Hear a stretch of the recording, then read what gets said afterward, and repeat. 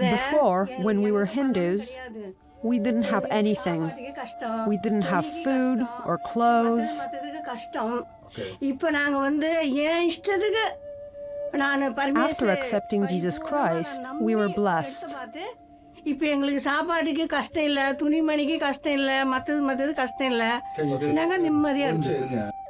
When I was ill, many Christians came to pray for me. I had a kidney problem. I suffered a lot.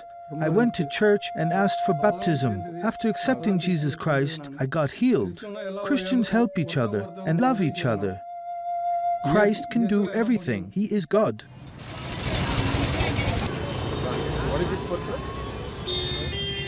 Trilokpuri is one of the many slums of the many marginal neighborhoods of New Delhi, India's capital. It is full of life.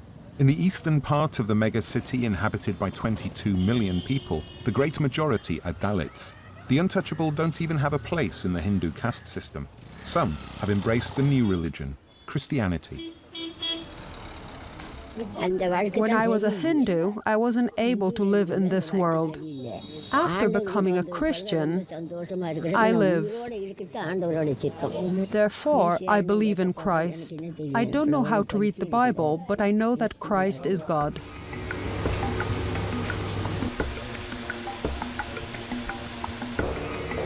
Christine and Esther, Christian daughter and mother, live in Trilokpuri's characteristic homes, a home with just one room. They have endured pressure and rejection in their family due to their conversion. My mom changed Hindu to Christian, but we are born Christian. This is a very good God. That's why I accepted Jesus Christ.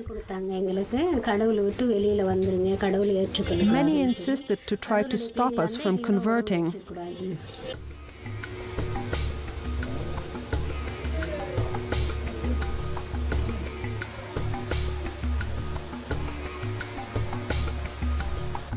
In India, problems like Esther's are not limited to family and social pressure. Even if the constitution defends freedom of conscience, towards the end of the 60s, 6 states passed the freedom of religion laws. These laws try to avoid more conversions. Ever since BJP, the nationalist Hindu party, got into office, these laws have been toughened. What we say is, in conversion with an intent, conversion with a motive, conversion which is eroding the basic fabric, the 5,000-year-old history, the 5,000-year-old, our civilization, which affects it. The BJP per se is against that sort of a conversion. Amazing grace, how sweet the sound that saved a wretch. The official statement is not the biggest issue. The laws against conversion incarcerate the minister for 3 years if the new Christian has been forced, induced, or seduced into changing religion. Everything counts as seduced. Quoting the Bible or being charitable may be considered acts of seduction. The problem is, who will define what is inducement? If you say Christ is the Savior, they will say it is illegal. In this Delhi neighborhood, it is common for Christians to pray to an ill person's house. This behavior is considered coercion by the freedom of religion laws. It is especially punished if the prayer is for women and children. When I was very sick, they came and prayed for me. Jesus Christ healed me, and I accepted. Many don't want to be Christians, but Jesus is my life. They remain outcasts. Most of them can't visit temples. So when they see somebody expressing love, somebody promising that you'll be free, that you are a human being, you're a child of God, you are not born from beyond God's body, you're part of God's body. When they see this, I suppose there's an urge. Is there a prisoner who would not like to go free if he sees the door open? In the past, like now, conversions happen because people are perceived differently. When this new religion was preached to the people of untouchable community, They thought, okay, this is the religion which we wanted, a religion which preaches equality, a religion which gives us human dignity. In India, different denominations of Christianity make up only 3% of the population. 25 million Christians in a country inhabited by 1,200 million people. 80% of Indians are Hindus. The Christian minority is considered by many a threat to the old religion. And God created them, man and woman, equal. What a sensational philosophical break from tradition. What a sensational. For the first time somebody is telling them, you are human, you are the same as the Brahmin, from the same earth.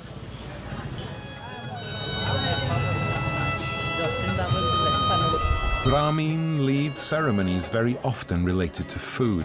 Hinduism is a polytheist religion as it embraces many faiths. In each corner of India there are different divinities. Hinduism expresses socially as a specific and complex caste system.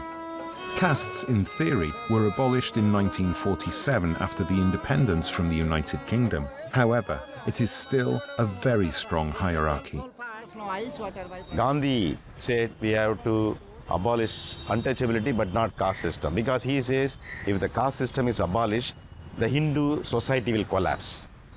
The Hindu theory says that God created human beings not equal but unequal according to the hierarchy. The Article 17 says untouchability is abolished, but in practice it is everywhere. Brahmins are especially careful not to mix with the untouchables. The untouchable Dalits are the social group that more often suffers attacks, abuses and rapes. 7 out of 10 Christians are untouchable. It is real capturing of the power game. They want to make, because why they are attacked the Christians, why they are attacking the Muslim? Because this two religion provided the space, theological space as a dignity to their slaves. And they told, oh, you are giving the opportunity and dignity to my slaves. So they want to attack on them. Whereas one Hindu perception is that he is poor because in his last life he was not living well. So God has punished him. We should not help. Bhubaneswar is a city located in India's northeastern coast. It is known as the 1,000 Temple City, a core for Hinduism. The water of Bindu Sarovar's lake is used in many rituals. In this water, all holy rivers converge. Around the lake, many ancient temples have risen, some almost 1,000 years old. Hindutva, the nationalist Hindu movement, is much more recent, as at the beginning of the 20th century it started to utilize Hinduism. Hindutva grew and shook Hinduism's serenity. Currently, it is a key political movement in India. Hindutva entered politics in the 1980s through BJP, a party that competes for the control of Congress with the Nehru Gandhi family party. BJP won the central government in 1998. In 2014, the BJP, led by Modi, won the presidency. Modi has tried to present BJP to the world as the Yoga Party. BJP declares itself to the world as the formation that brings peace, a peace proper of old temples. However, ever since BJP came into office, attacks on minorities have increased. In many cases, the police do not react. Neither the Congress Party nor BJP have tried to stop the double discrimination Christian Dalits, the majority of India's Christians, suffer. This is my house, the one behind. Visikashan Nariak lives in a small village located in northeastern India. He is a Dalit and a Christian, like his siblings in Delhi suburbs. He is able to live in a bigger house, and the countryside makes his and his family's living a little bit easier. Not very long after independence, India's government passed a special regulation to try and protect the disadvantaged castes, and those who lack castes, as the Dalits or the tribal population do. It includes several positive discrimination measures to boost education access, employment, and administration positions. Every member of the disadvantaged castes and the untouchables may benefit from these aids, excluding those who have converted to Christianity.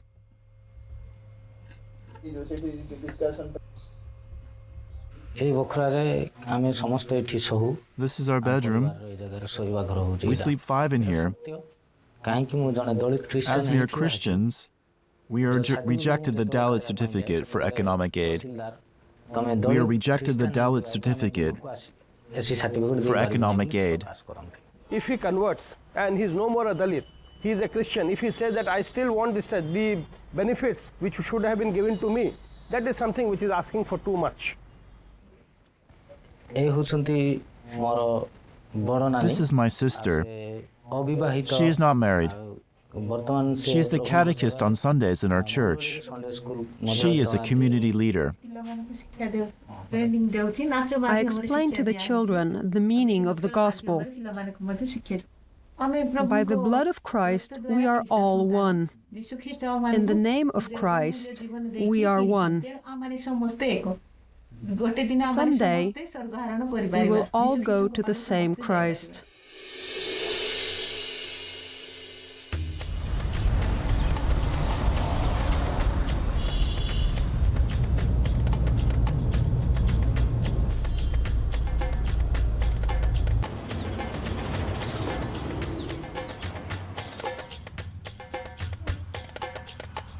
Kandhamal is one of the poorest neighborhoods in Orissa, which is, in turn, one of the poorest states in India. Many small villages located in these jungles lack communication. The baptized suffer attacks and discrimination. What happens in these jungles illustrates well the nationalist Hinduism reaction to Christianity.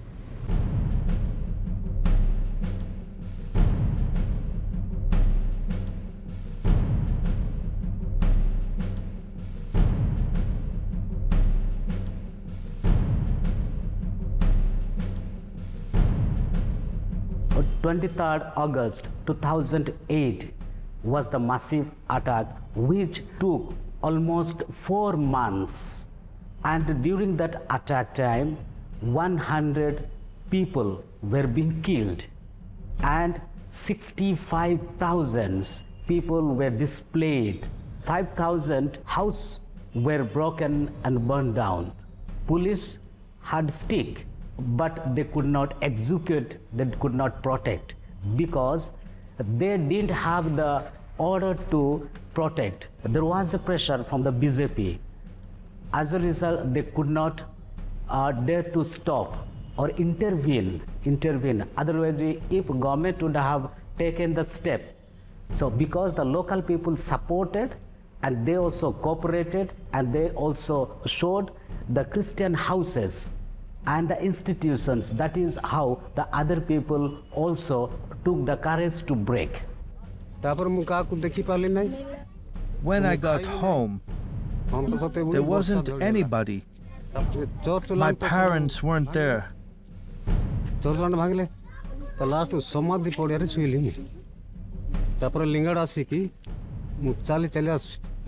getting to Lingagada, we walked for 3 days to Srikala, and they beat me there.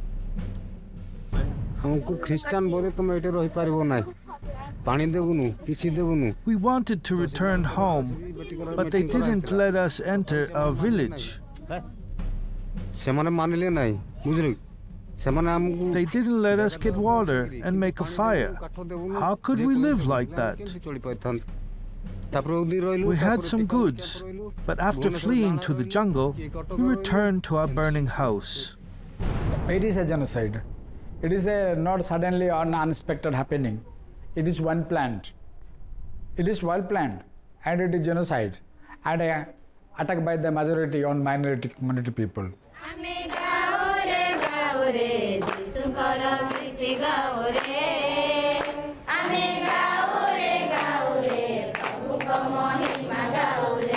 Nadagari is a new village.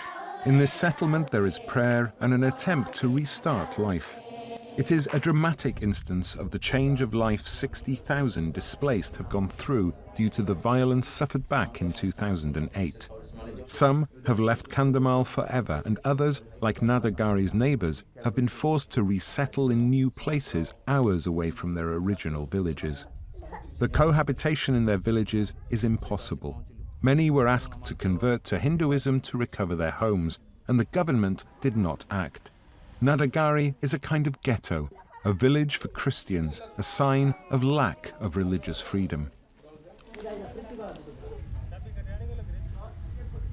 After leaving our homes, we could only come here. We couldn't take anything from the jungle.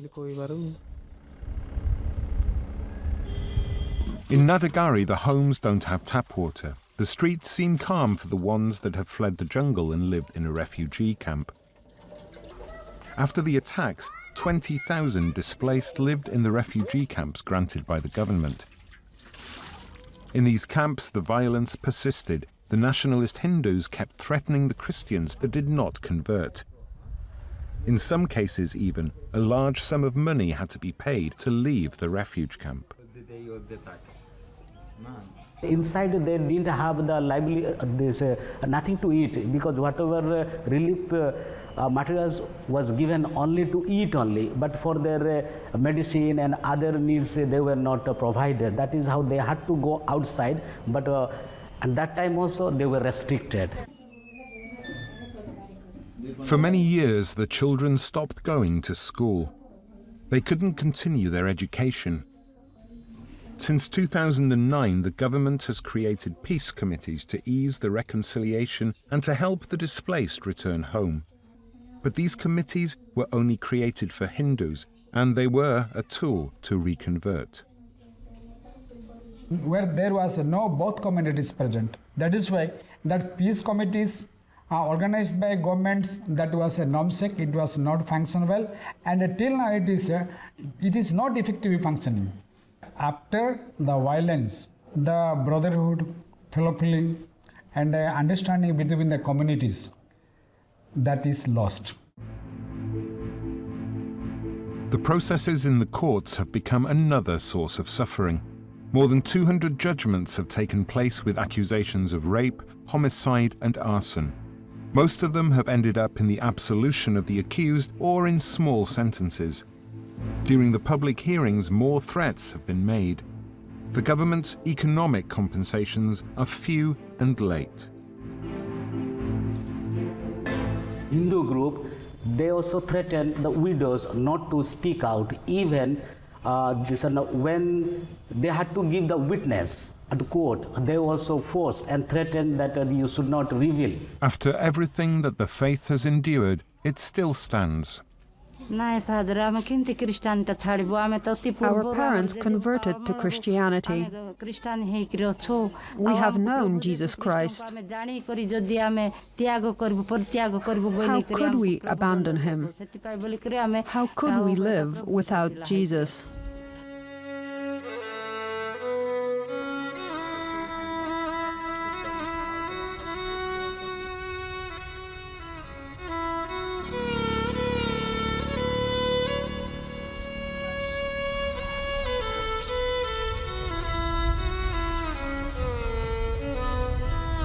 Pirigada is another small village in Kandhamal.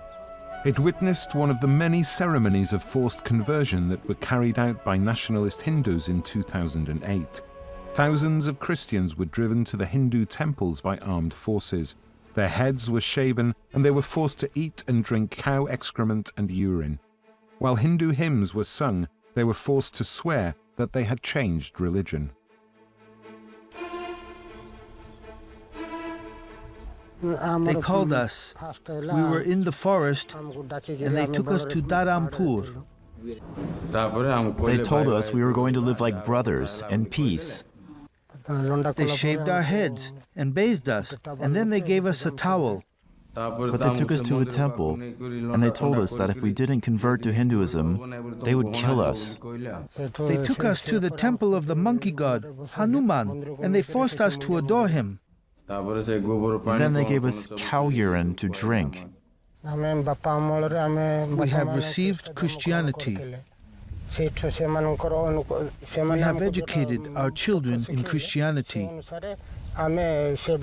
the true religion.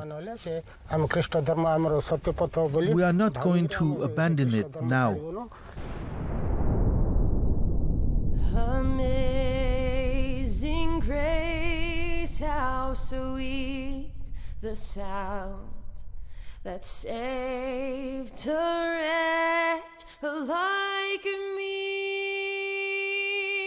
I once was lost, but now I'm found, was blind, but now I see.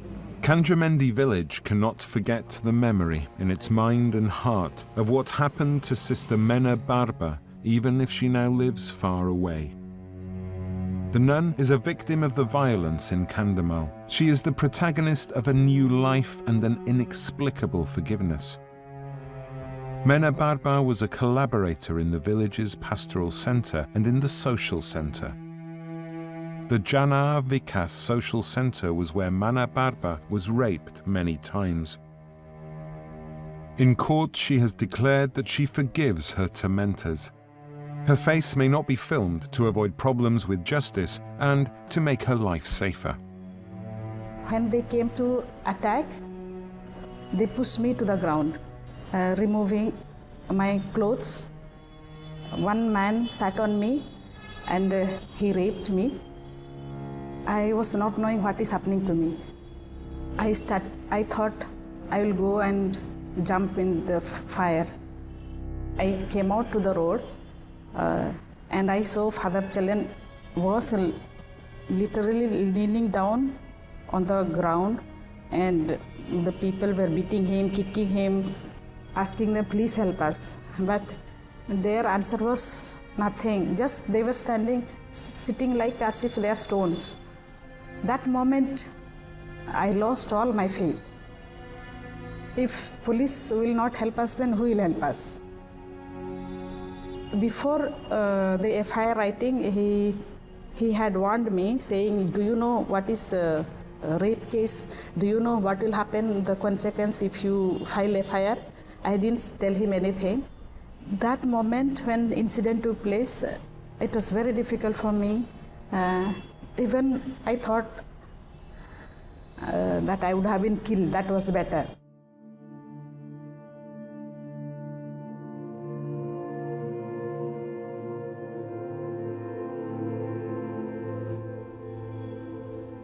Now when I think, God has allowed these things to happen to bring me closer to Him. When an incident takes place in one's life, people can go away from God or can go closer to God. God saved me there, and now I understand the value of life. I understand better the pain of people. I don't regret what has happened. I feel that it is not for somebody else that I have undergone this pain. It is for Jesus. It is for the faith. I think now I have experienced their love more. Amazing grace, how sweet the sound that saved a wretch like me. I once was lost, but now I'm found, was blind, but now I see. 'Twas grace that taught my heart to fear, and grace. These people were very ordinary, simple, and they have something to teach us. And they have paid their life for the faith. So that should not go waste. So generation to come in the future, we need to remember them, their sacrifice, their life, and they stood for faith, and above all, for love of Christ. And when we've been there 10,000 years, bright shining as the sun, we've no less days to sing God's grace than when we'd first